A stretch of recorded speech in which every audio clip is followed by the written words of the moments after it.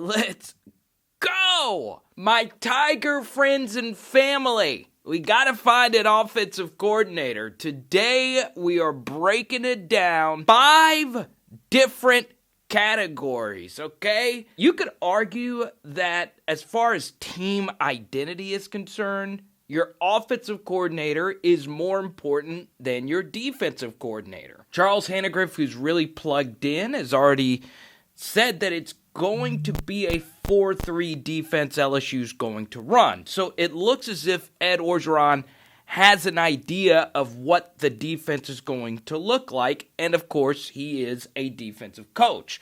So your offensive coach is even more important, especially now that you don't have Ensminger, and of course, you don't have Linehan, Brady, or whoever. So let's see who could lead us to the promised land again. And there is one Joe Brady disciple who might interest you, but we'll get to that in just a moment. Let's start with the just stop it category, Steve Sarkisian and Tony Elliott. These are simply the 2 best offensive coordinators in college football right now because they coach the 2 best offenses. But these guys are simply talented guys, and if LSU is going to get them, well, Sark already makes north of $2 million, and I doubt he leaves somewhere else unless it is for a nice head coaching job. And the same is true for Tony Elliott. So both of these guys already make huge salaries. Arguably, both of them are at better jobs than LSU. So, I've seen their names on lists. Let's just go on ahead and throw that out because it's just not going to happen. So our next category, it's gonna cost you. Oh yeah, some pretty experienced guys here, all above the age of 50, who have all been very successful. Starting off here with Todd Monken, currently the offensive coordinator at Georgia, already making north of $1 million. So why would Monken want this job? Well, he's been in Baton Rouge before, and he really enjoyed it. And while he was at LSU, it was the early Les Miles years. So those Jamarcus Russell offenses, those amazing years. And Monken, let's be honest, he was not the offensive coordinator at the time, but, he was a heavy influence on the offense. So maybe a return back to BR. Most coaches I speak to like living in Baton Rouge.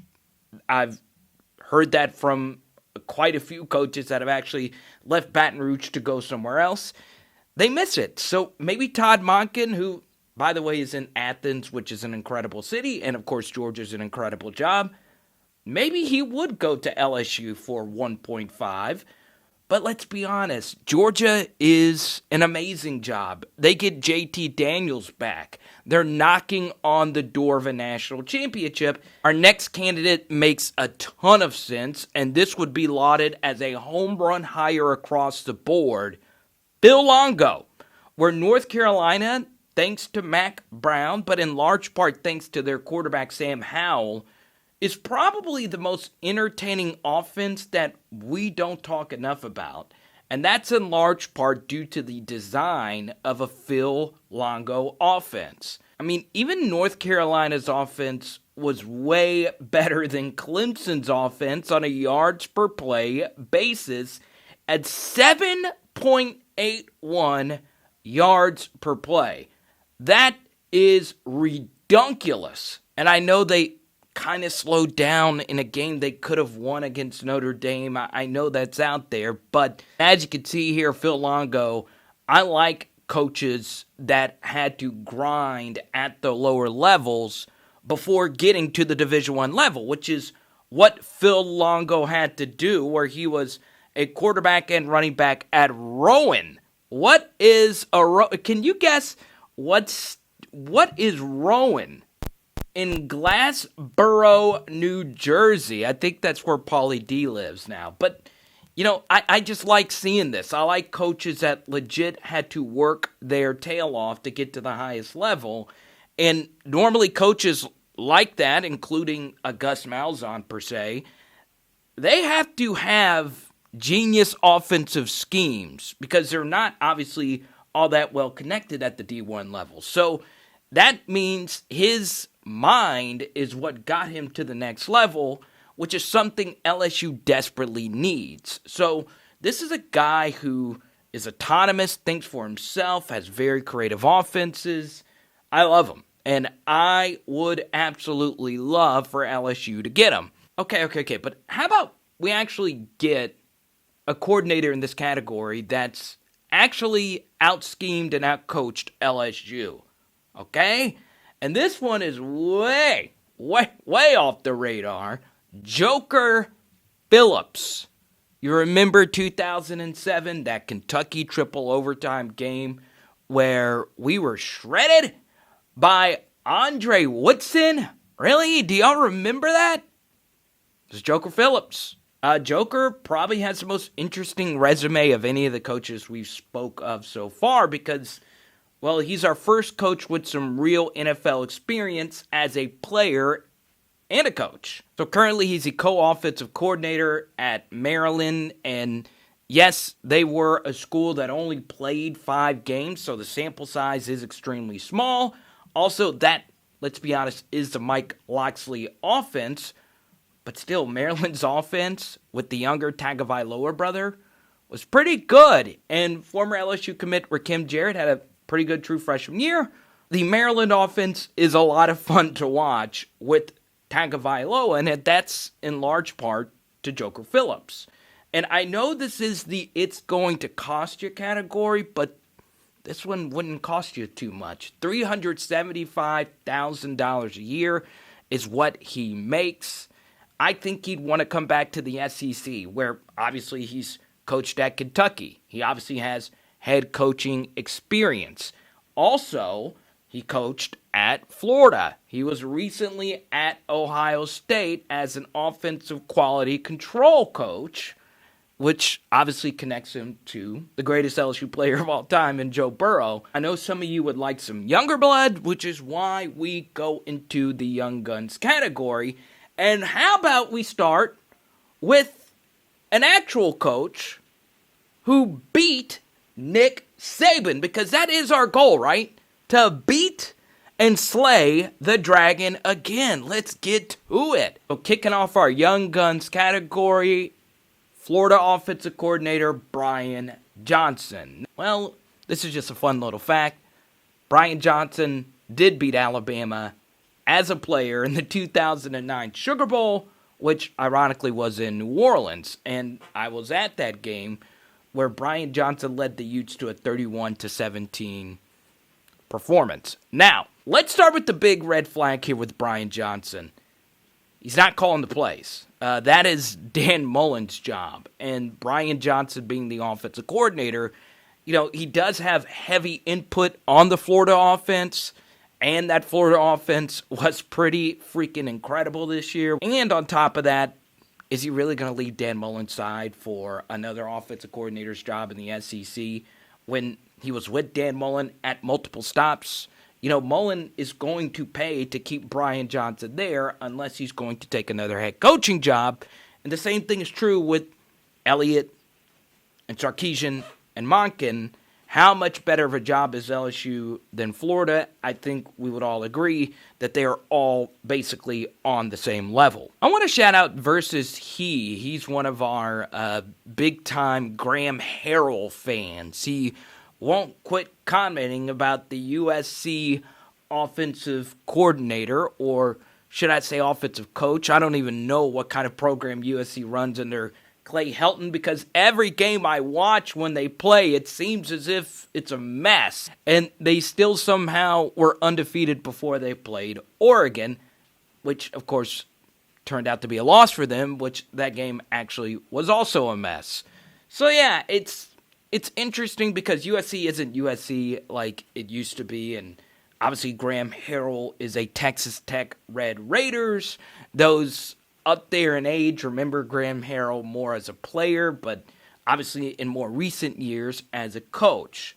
Pretty much everyone we've named so far runs a spread, and Graham Harrell, of course, is going to bring that if he was hired to be the LSU offensive coordinator. And, of course, you got to tie in the USC ties with Ed Orgeron and his ties to California. So, it wouldn't be a stretch for Ed Orgeron to actually make this move. Before that, he was the offensive coordinator at North Texas, and he was very successful there with North Texas. So obviously, the USC stop isn't the be-all, end-all, and he is a bright offensive mind. I wouldn't mind this hire, but it's not something that blows me away. Hey. Are you coming home now? I'm on my way home. We'll see you here in a bit. I'm finishing recording this video.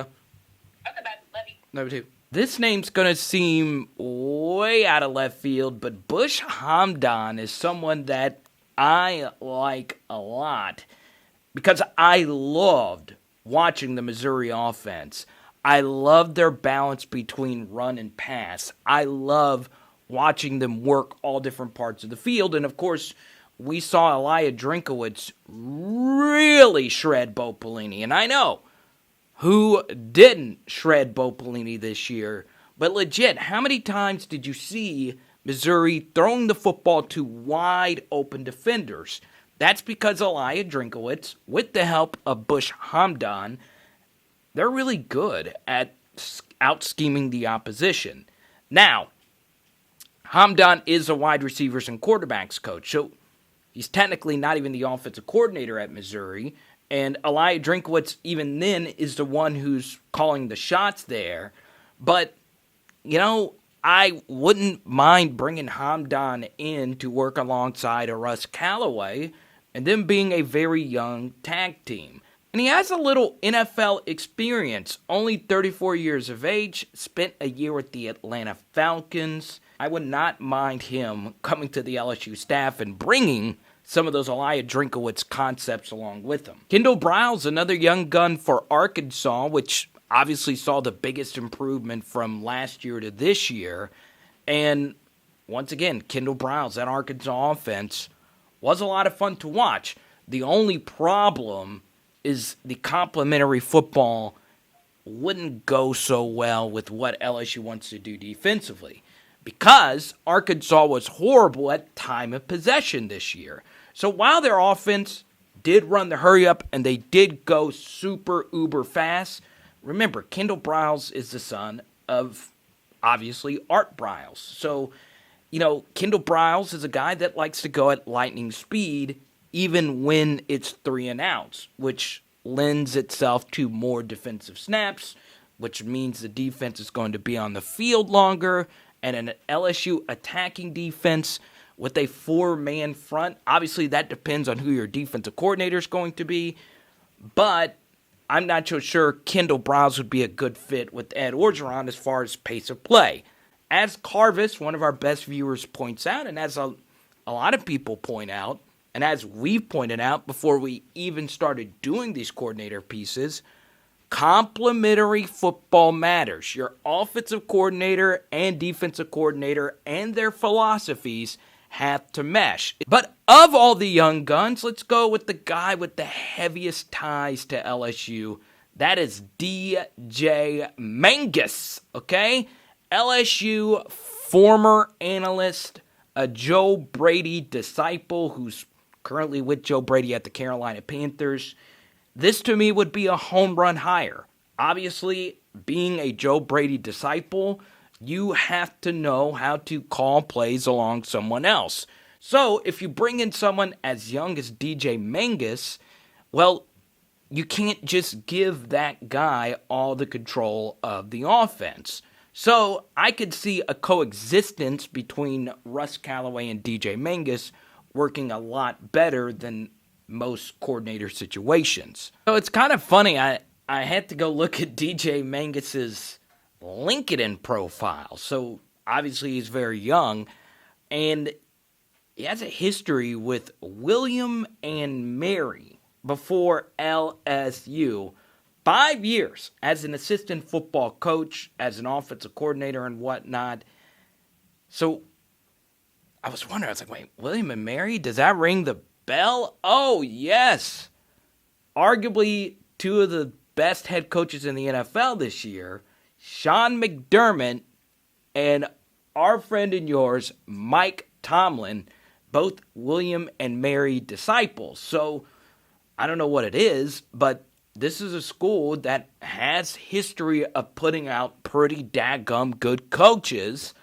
And maybe DJ Mangas could be the next one. So now, let's get to the two candidates that are above the rest. Let's go. Joe Moorhead is our first. Look, it's not the sexiest name in the world. It kind of feels like an SEC has-been. But look, he's coaching at Mississippi State. Really? A head coach at Mississippi State that had to take over for Dan Mullen, arguably their best coach ever? You know, that's a tough job. He was arguably the best offensive coordinator in the Big Ten before he left to take that job at Mississippi State. And now he is in his first year as the offensive coordinator of Oregon. I will say this. The little bit I watched of the Oregon offense, it wasn't the absolute best. So, you know, it was a mixed bag. And let's be honest, Oregon had a lot of turnover going from arguably their best quarterback ever in Justin Herbert to what they had this year. So, you know, I don't even remember the Oregon's quarterback name. It was number 12. I remember that was his jersey number. But they looked like a mess sometimes, but obviously putting in offensive install in a completely different part of the country is hard, very hard, considering the Pac-12 had a lot of mess it had to deal with, and ultimately, Oregon did end up winning the Pac-12 championship. They also had some decent run-pass balance, so obviously Joe Moorhead now knows how to call complimentary football. And on top of that, he's only 47. He is making $900K a year at Oregon, so it would take about 1.5 to get him to LSU or something along those lines. So yeah, I like him. I'm not in love with him, but ultimately I think he would be a good hire. And I am pretty confident that he is a name being discussed with LSU right now. So, let's get to our number one candidate. And I would love this hire. Jeff Grimes, the BYU offensive coordinator. A lot of you remember him as the former LSU offensive line coach. Those are some really good offensive lines. Remember, this was when LSU really didn't have a passing offense, when the other team knew that they were going to run the football. And guess what? LSU still ran the football, and they ran the football really well under Jeff Grimes' tutelage.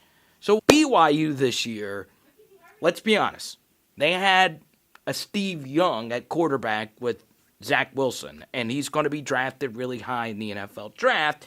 So yes, that will inflate your yards per play when you have a far better quarterback than most of the teams you play.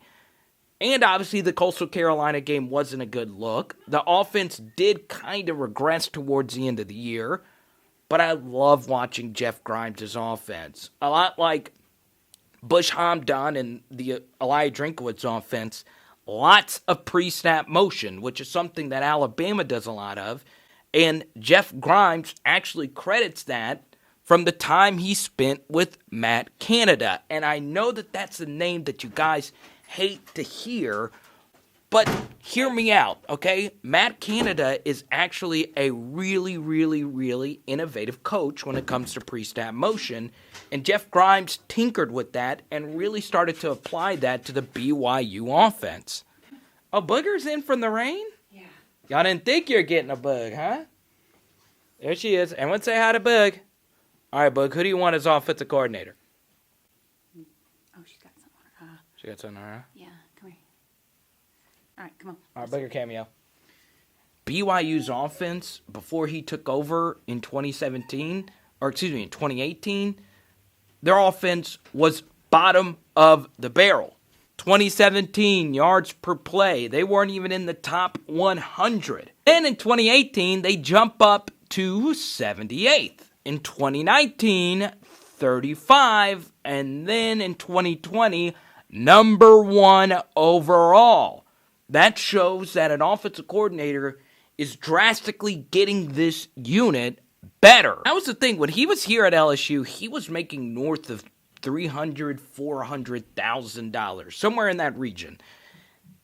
And that's what makes it fascinating, because that's actually a lot of money for just a position coach, because he wasn't just the offensive line coach, he was also the run game coordinator. So if you are an old school LSU football mind, Jeff Grimes isn't as spread heavy. He would bring back some of that grounded pound concept, while also the modern pre-snap motion spread everyone out, which kind of is the best of both worlds, which is what makes Jeff Grimes really fascinating. He's only 52, obviously not one of the 30-year-old young guns that we mentioned, and not even in his 40s, but in his 50s. But this would be his first Power 5 offensive coordinator job. BYU is not home for him either. Even though he made a stop there, Texas is home. So obviously he had some inroads there, and he would be moving closer to home. So while we don't know his exact salary, I think, you can get him at a decent rate to get back into the SEC. This is my favorite thing about Jeff Grimes. Unlike anyone else on this list, Jeff Grimes' specialty is very unusual for an offensive coordinator. Most offensive coordinators are quarterback coaches in their past or wide receiver coaches in their past. But Jeff Grimes is an offensive line mastermind. And you could see it with the way BYU blocked, with obviously not elite athletes in the trenches. And you saw how those LSU offensive lines were in those years. This year, people, we were 110th in yards per carry, at 3.3 yards per carry. That had a lot to do with mediocre offensive line play, and some of that had to do with some inexperience and some questionable play at running back. But when Jeff Grimes was at LSU, obviously we were still a more run-based attack. But put it this way, the other teams knew LSU was going to run the ball. From 2014, 2015, 2016, 2017, when Grimes was the offensive line coach and the run game coordinator. Even when they knew we were going to run the ball, and even though we ran the ball a lot in short yardage situations, LSU was never less than 50th in the country in yards per carry. And 2 of those times, LSU was number 1 in the SEC and top 5 nationally. Now, I know it helps out having Leonard Fournette and Darius Geis, but the offensive line was very communicative. Is that the right word? Communicative. And they were really good. And I know it helps out having Will Clapp, Garrett Brumfield, blah, blah, whatever. Still, that's really, really, really good offensive line coaching and play.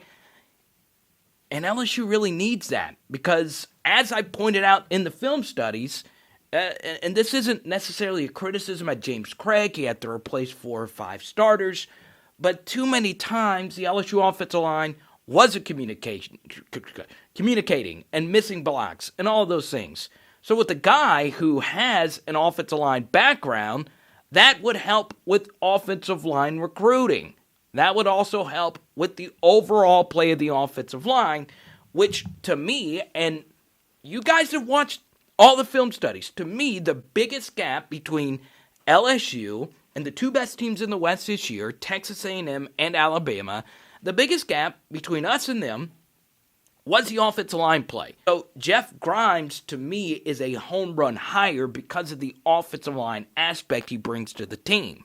So now, let's talk about in-house candidates. Should you give the keys to the offense to Russ Callaway?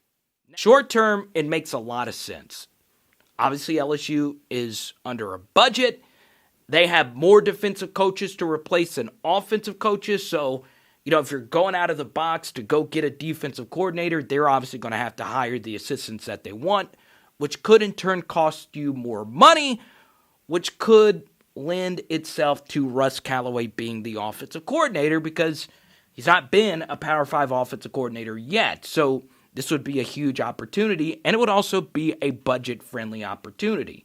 Russ Callaway has a very good relationship with the current LSU quarterbacks. Oh, I remember this. I remember talking about this earlier this year. When Miles Brennan struggled versus Mississippi State, the biggest thing was, number one, decision-making, and number two, just climbing the pocket. And Russ Callaway was the assistant who really helped LSU's quarterbacks get better at that very thing. Also, it's pretty common knowledge now amongst people there that Russ Callaway and Max Johnson have a really good relationship. And Russ Callaway has a good relationship with a lot of people in that building. And Ed Orgeron obviously has a lot of trust in Russ Callaway and hiring him to be an analyst and potentially be the next Joe Brady. But this is not the Joe Brady role. As we talked about earlier with DJ Mangas, this is the offensive coordinator role. So it's a little more complicated. Now, I would feel a little bit more comfortable if Steve Ensminger was the offensive coordinator this year and Russ Callaway was the Joe Brady role and Russ Callaway be a coach in waiting, because it is just such a huge gap going from analyst to offensive coordinator compared to being a passing game coordinator to offensive coordinator. It's just different. You know, I'm very high on Russ Callaway. I've said this multiple times.